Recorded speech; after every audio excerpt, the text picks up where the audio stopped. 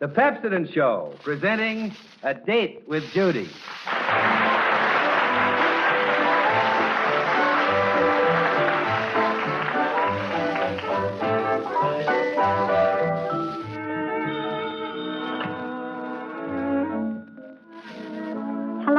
Hello, Judy. What are you doing Tuesday night? Why, nothing. Oh, swell. Can I have a date with you? Oh, of course. Sure, you certainly can. Who is this?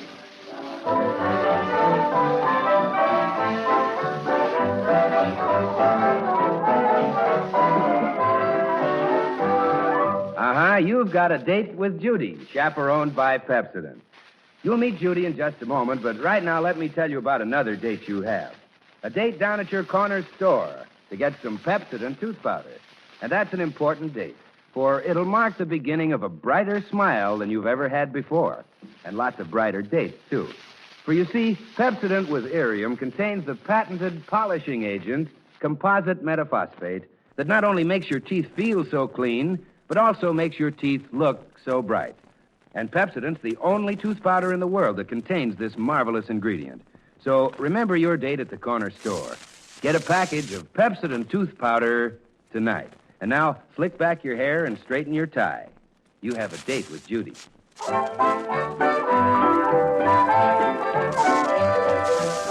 The town Judy Foster lives in is not small and not large.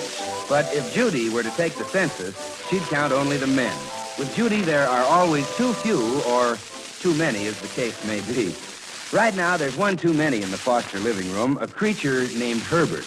And about Herbert, Judy has this to say. Mother, dear, he's about the droopiest date I've ever been the cause of sitting on our sofa. And I've been the cause of some true positively droopy itch sitting on our sofa.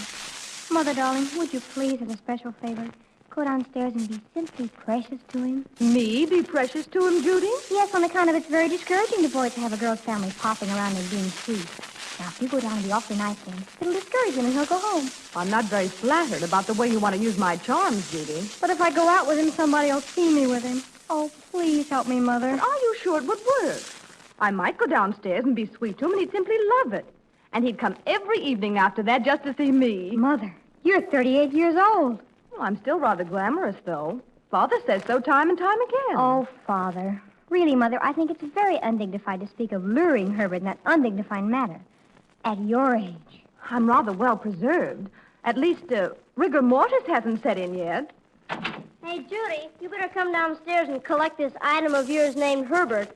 He's been plopped there since... Randolph, will you please remember that you're only 10 and stop acting like you're 11? Well, you better get him out of there. Father can't stand it anymore. He's turning green. Who? Herbert? No, Father. I should have thought it would have been Herbert, knowing you and your father as I do. This is the first time I didn't care how Father and Randolph reacted on one of my men. But if you're suffering so, Randolph, you know you don't have to stay in the parlor if you don't want to. There are other rooms in the house. I can't drag myself away. I'm held spellbound. I'm like one bewitched. Oh, the horror of it all. Oh, what have you been reading now? Your collection of guys fascinates me, Judy. You always think there can't be a ghoulier one, and then there is. Mother, will you please make Randolph stop analyzing everything? Stop analyzing everything, Randolph. Go downstairs, dear. The heroic women of your family will follow. Okie dokie. This may curl the braces on my teeth, but I'll go downstairs and take one more whack at it. Judy, let me get this all straight. Where did you meet this boy? Oh, I never met him. I never saw him before in my life. Well, I'm sort of ignorant about these things, dear. If you never saw him, how do you happen to have a date with him tonight? Well, it's on account of Gertie Sissenwain. You see, she wrote me this man was coming to town. This man? Herbert. Oh, he's a man. Well, of course he is, Mother. He's 18. Oh. So he phoned me, and on account of Gertie recommending him, I gave him a date tonight. Well, things are beginning to get a little clearer now. All except one thing. You haven't ever seen him. How do you know he looks so awful? Oh, I saw him. Oh, now everything's all mixed up again. When did you see him? Just now. I sneaked downstairs and peeked. And, Mother, he's icky, but too positively. Mother. Yes, dear, I'm right here. Suddenly, I see the whole grisly plot.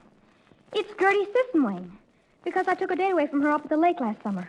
And now she's getting even with me, sicking this Herbert on me. Well, I bet she's been looking around for months to find something awful enough to sick on me. And finally, she found Herbert. And now we have to get rid of him. Well, we could stay up here and let Father and Randolph take their natural course. No, Mother, that would be cheating. All right. We'll go downstairs together. And working cheek by jowl, maybe we can pry the ick off the sofa. Don't forget to give him the works. I will. But what sort of works, I won't say till I see him. I may go for him. Mother. Judy, is that you? Finally? Yes, it's me, Father. I. How do you do?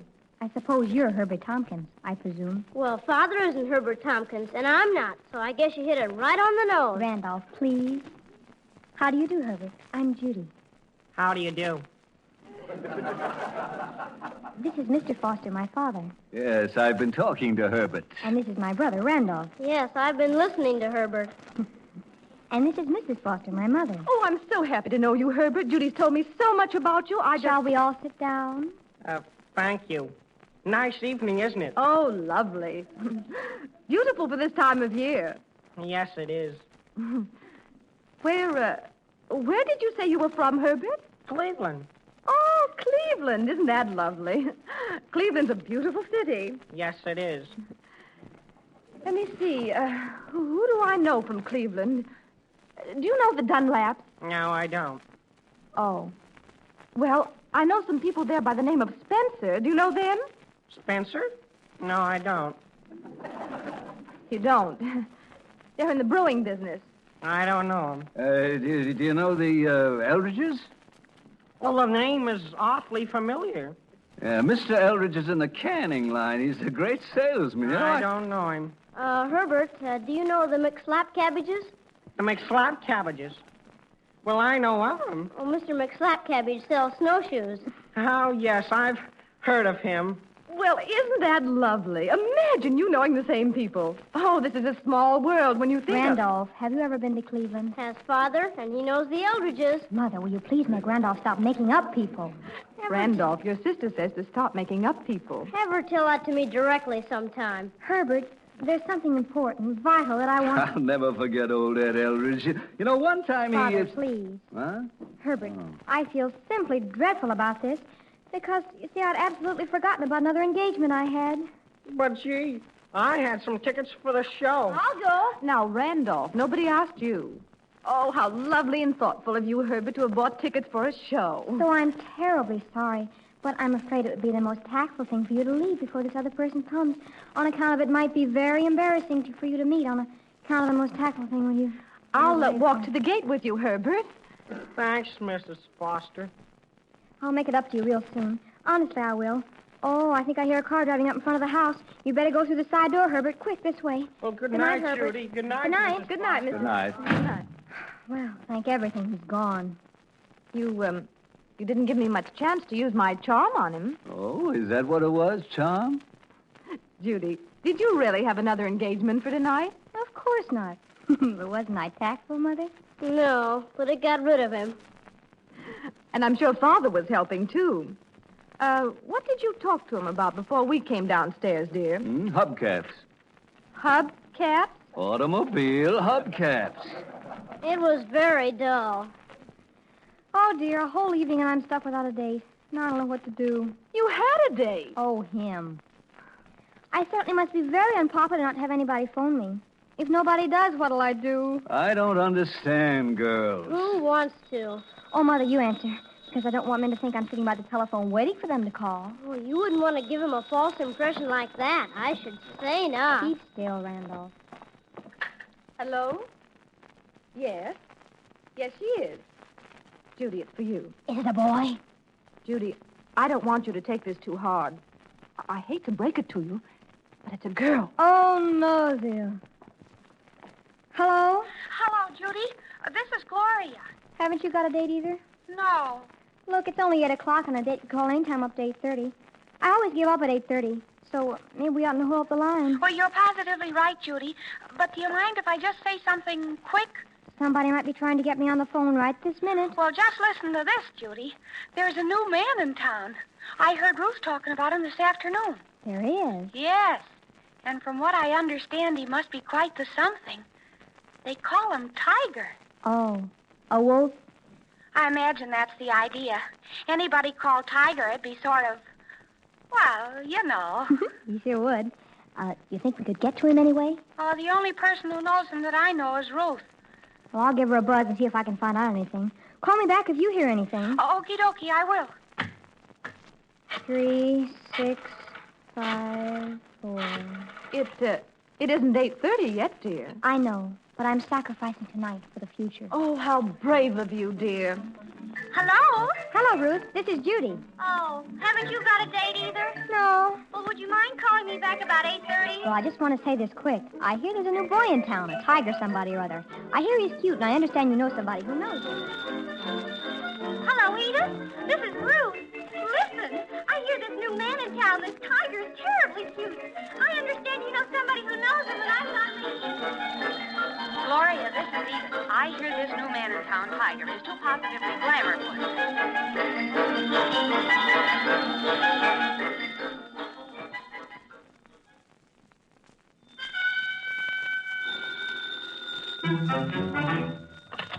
Hello? Judy, this is Gloria. Listen, everybody is just simply raving about this Tiger. Edith just calls me, and she says he's absolutely terrific. Yes, but where does he live or anything? Well, this is the funny part of it. You know your father's partner at his factory? Yes? Well, this Tiger is the nephew of your father's partner. I hear he's considered... I've got to go now, Gloria. Goodbye.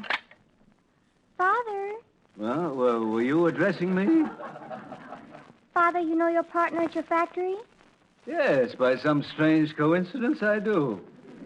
I met him first about 20 years ago when I was a traveling salesman, and he was... Father, this is important. I bet. Father, do you know your partner has a nephew? Well, I might have supposed your interest in my factory would turn out to be something like this. No, Judy, I did not know my partner had a nephew. Honestly, Father, you're never any help. I know, I'm a droopy hick. If you don't know your partner's nephew, then you can't very well invite him here for dinner, can you? No, I can't. Well, you won't let this make any difference in our relationship, though, will you, Judy? You'll still go on living in this house? Father, I do wish you'd reserve your hilarity for the proper occasion. Oh, this is not the proper occasion? Look, Father, couldn't you go to this partner of yours and say, Look, Pard. Randolph, I will thank you not to interrupt me when I'm speaking to Father. You could say you hear he has this nephew who's terrifically super, and you'd adore to have him come to dinner at your house. I can see Father adoring. The truth is, I'd hate to lie to my partner like that. He never lies to me. What I could say is I hear he has this nephew who is terrifically super, and my daughter would adore to have him come to dinner at our house. As for me personally, I could say I couldn't think of anything I would adore less than having a terrifically super nephew to dinner. Me too. Mother, please make Father be serious. I am serious. There have been enough terrifically super nephews around this place without having any more of them. And to dinner, too. A man's house is his castle. He has a right to sit down to a meal unhampered by... Mother, say something to Father. Hello, Father. I don't see why anybody in this house can't discuss matters seriously with a girl when a girl is seriously discussing matters. I don't see why Father, everybody... maybe you could invite this young man to dinner. I'd kind of like to see this terrifically super young man, Tiger. I'm rather intrigued myself. If I thought you were serious, Dora, I'd say you were just as man-crazy as Judy. Oh, I am serious.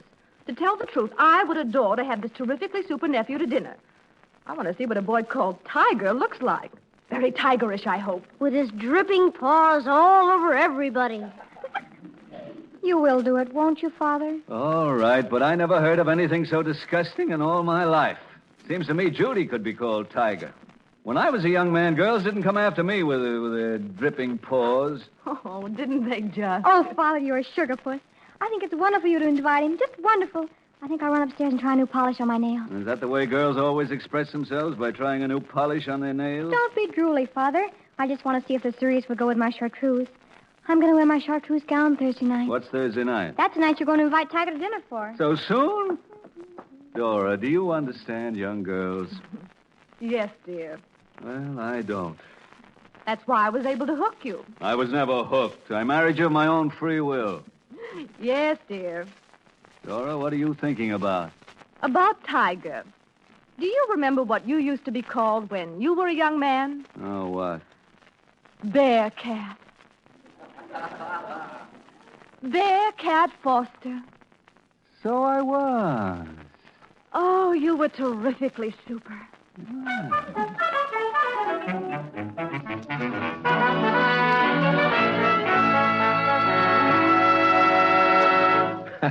Terrifically super. We're going to hear more about that in just a minute, but terrifically super is a pretty good way to describe the new Pepsodent 50 Tough toothbrush, for it is super. Well, I tell you, next time you're near the toothbrush counter, take a look at the toothbrushes you see displayed. From a distance, they all look pretty much the same. As a matter of fact, most of them are. All but one. That's the sensational new Pepsodent 50 Tough toothbrush, and it's different from all the rest. It's different because it's the only toothbrush in the world that has 50 tufts in a small, compact head, twice as many tufts as any other. It's different because these 50 tufts provide you with double power cleansing, twice the brushing contact with your teeth. And finally, because there are 50 tufts in the Pepsodent toothbrush, the individual Fibrex bristles that compose the tufts are slender and springy, gentler and easier on tender gums. That means you don't have to use a brush with harsh, stiff bristles that may scratch and bruise. Just do this. Before you go to bed tonight, drop down to your nearest store and get a Pepsodent 50 Tough toothbrush. It's the gentle, modern way to make teeth gleam and sparkle. Well, now let's see. It's the next afternoon, and Judy and friend Gloria are in a booth at Scully's drugstore, poring over fountain menus. Gee, I don't know what to order. I'd like one of these 30-cent Super Dupers, but I suppose I oughtn't. Always get sick when I eat a Super Duper. And besides, they cost 30 cents. I can't come over to your house Thursday night, Gloria. I didn't know you were supposed to come over to my house Thursday night. Should I order one of these Super Dupers, or should I order a Coke? I thought in case you were expecting me over to your house Thursday night, I can't come. I wasn't expecting you. Listen to this, Judy. Lover's Delight. 2 scoops of maple walnut ice cream, marshmallow sauce, whipped cream, and maraschino cherries. I wouldn't be able to come over Thursday night because I'm going to be busy. Of course, I think the Hawaiian Dream is even better. 1 banana half, 2 scoops of pineapple ice, hot fudge sauce, and ground pecans. I have a date Thursday night. That's good. Shall I take the Hawaiian Dream? Though the Lover's Delight has maraschino cherries. If the Hawaiian Dream had maraschino cherries instead of old ground pecans, I have a date with Tiger Thursday night. Here's one called African Idol. 2 scoops of chocolate. Judy! Did you say you have a date with Tiger? Yes, I do. Let me see the menu. Oh, but Judy, how simply terrific. Tiger. How on earth did you swing it? Well, he's sort of... Oh, this Moonlight Special sounds interesting. 1 peach half, 2 scoops of rainbow ice cream, maple syrup top off with Judy, macaroons. what happened? How did he happen to call you? Did you meet him any place or what? Oh, possibly he saw me someplace and thought he'd give me a ring. I think I'll have a Lover's Delight if you can lend me 3 cents. I only have 27. Sure, but listen, about Tiger.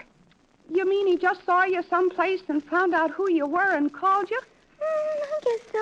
Oh, but that's the most romantic thing I ever... Oh, Judy, it's just luxurious. Oh, it's all right. It just happened, that's all.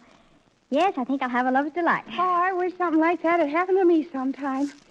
There must be something irresistible to men about you, Judy. Oh, it's nothing much. Hello, wenches.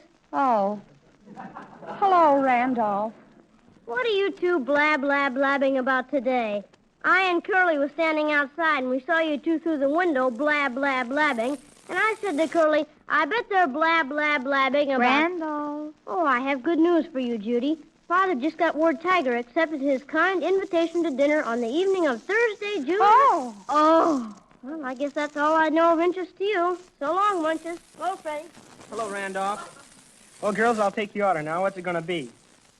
Well, what's the matter? Did reading them Super Dupers hypnotize you? I'll have a small Coke. Oh, same here.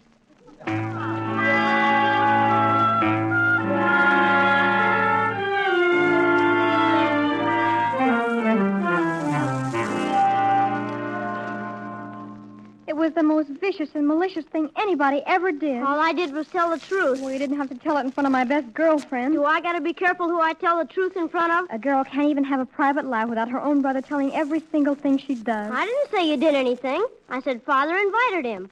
What are you so sore about? What are you so piggledy-wiggly about? Randolph, I wish you were draft age. I bet I know. I bet you were filling Gloria full of foop about how Tiger's running after you instead of you running after him. And now you're all piggledy-wiggly because Randolph, will you please stop concerning yourself with my affairs? My goodness, all you do is investigate me like the FBI. Why can't you ever leave me alone? You're a very interesting psychological study. That's a fine thing to say to your own sister. Suppose I told Mother you said I was a very interesting psychological study. She'd see the point. Really, Randolph, I've had entirely sufficient of this conversation with you. You can consider it ended. All right, so it's ended. It's completely at a close. If you're waiting for me to bust out into heart-rending sobs, you can stop waiting. Just remember this, Randolph. If anyone asks you how it happens that Tiger's coming to dinner Thursday night, just say he phoned me. That's just what I'll say. For a girl as truthful as you, I'd do anything. Yep, that's just what I'll say.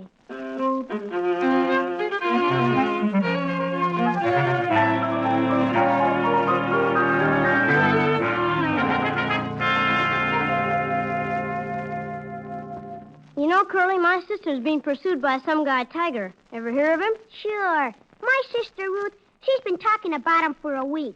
She's been trying to whip up a date with him. He phoned my sister, Judy. My sister, Ruth, she can't get a rise out of him. He's got a date with my sister, Judy, on Thursday. My sister, Ruth, she's been trying to angle one. She doesn't know him, though. Nobody knows him. He's a mystery man. To everybody but my sister, Judy. They're running a big fever for each other. Love, huh? Like nothing you ever saw outside of a movie. He pursues my sister Judy all over the place. My sister Ruth, she can't get a rise out of him. Oh, I guess my sister Judy's gonna marry him. Yeah? Well, then he'll be your brother-in-law. Yeah, imagine having a brother-in-law named Tiger. Oh, gosh, I gotta tell that to Ruthie. She'll certainly get a kick out of this. I gotta tell her right now. Listen to what I'm saying. You'll be interested in this, you will. You know I'm never interested in anything you say. Go away, Curly. Can't you see I'm giving myself a pedicure? Yeah, I can see. Wow! Have you got big feet? Will you please go away, Curly? Okie dokie. If you aren't interested in anything about this wonderful tiger you're always talking about... Tiger? What about him? Oh, you wouldn't be interested in anything I say. Besides, you got a pedicure on hand. No, on foot, I guess. Which do you like best? On hand or What on... about Tiger, Curly? Who? Oh, Tiger. Nothing. Except that he's got a big romance on hand. Or do you like on foot? What do you mean, romance? Him and Randolph's sister, Judy. They're running a big fever.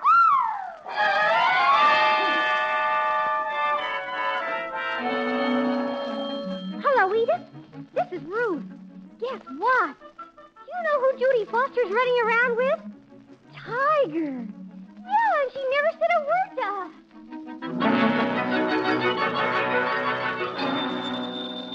Gloria, this is Edith. Gloria, you'll never guess who's going steady with who. Judy and Tiger. Everybody says he's simply that way about her. She must have gone in on him before any of us had a way.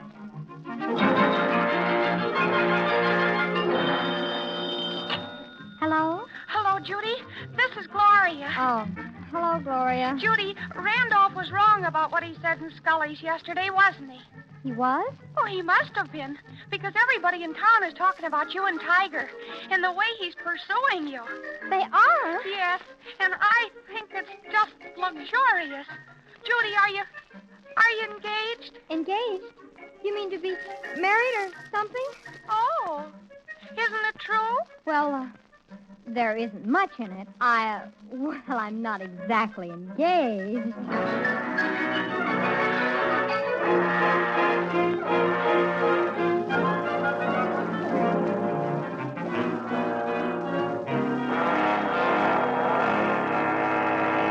Tiger, tiger, burning bright in the forest of the night. Forks on the left, teaspoons on the right. Mother, how do I look? Like a glamour puss. Well, here I am. Do I look like a glamour puss? Randolph, I'm kind of worried about this polish, though. You think it goes all right with this chartreuse? Do I have to wear a black tie and dinner coat? Mother, please don't let Father spoil everything. You know, if he gets into one of his usual moods... Oh, don't worry about him. I'm positive he'll be absolutely charming when the time for it arrives. What time do you say he was coming, Father? For the fifth time, 6:30. I can hardly wait. Mother, please don't let Randolph spoil everything. You know, if he acts like he usually does, Well, why... none of us are going to act like we usually do. We're all going to be polite to each other and lovely to look at and gracious, even witty. None of us ever did that before. Mother, please try and get your son not to make any of his habitual remarks this evening. Randolph, for your sister's sake, please don't make any of your habitual remarks this evening. What do you want me to do? Sublimate my personality? There he goes again, analyzing everything. Mother, listen. What do you think of this to say to Tiger when he comes? At last, the mysterious Tiger. Are you really as mysterious as they say you are? Well, I think it's fair. Are you sure I look all right? Yes, dear. I'm not sure. Mother, I don't know why you never discipline Randolph. He doesn't care what he says. He says practically anything, and if he says the wrong things in front of Tiger, I'll scream. Gee whiz, all this fuss about a goon named Tiger. My goodness, if we weren't having strawberry shortcake for dessert, I'd get sick right now. All this fuss about a... You see, Mother? That's what I mean. He'll just keep that up. Well, I'm ready. I haven't worn this dinner jacket since the Elks Convention. I feel like a stuffed pig. Please, Father, be civilized tonight, won't you?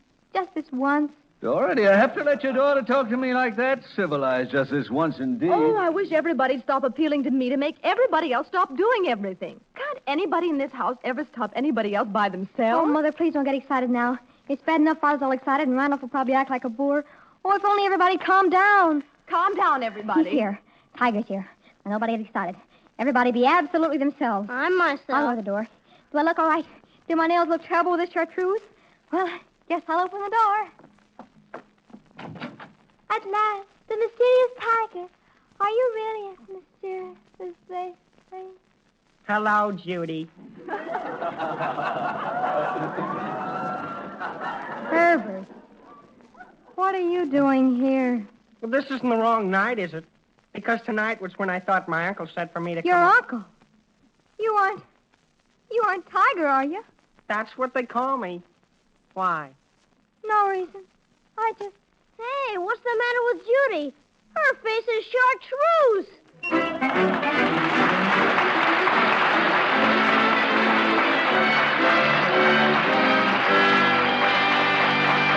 Well, when that Judy has a date, anything can happen. In fact, it very often Mr. does. Goodwin, I wonder if... Well, now, just a minute, Judy. Before I talk to you, I want to introduce our audience to a young fellow who's having a little chat with his alter ego. You know, his other self? Listen. And the trouble with you, the boss says to me, the trouble with you is you're a sourpuss. You'll never be a star salesman till you learn to smile. Well, smile then, you chump. With teeth like mine? Dingy, dull teeth? What do you think I am? Well, that's an argument that can go on forever, but here's the solution. If you want a brighter smile, a more brilliant smile, then use the tooth powder that independent laboratory tests prove gives greater brilliance. And that tooth powder is Pepsodent tooth powder. For you see, Pepsodent's the only tooth powder in the world containing composite metaphosphate. That's why it has the power to produce a luster actually twice as bright as the average of all other leading brands. So, if you want a brighter smile, a cheerier smile, just say, as thousands say, Pepsodent tooth powder, please.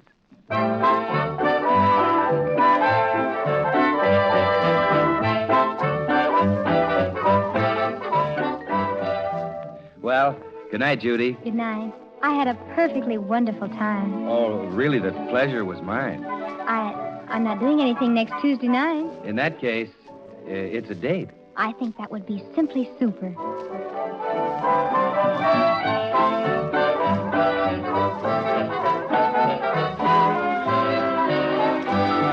Remember, you have a simply super date with Judy next Tuesday at the same time. A Date with Judy with Ann Gillis, Paul McGrath, and Margaret Brayton is written by Eileen Leslie and Jerry Schwartz, and the orchestra is directed by Wilbur Hatch. Now, mark this on your calendar, won't you? You have a Date with Judy again next Tuesday.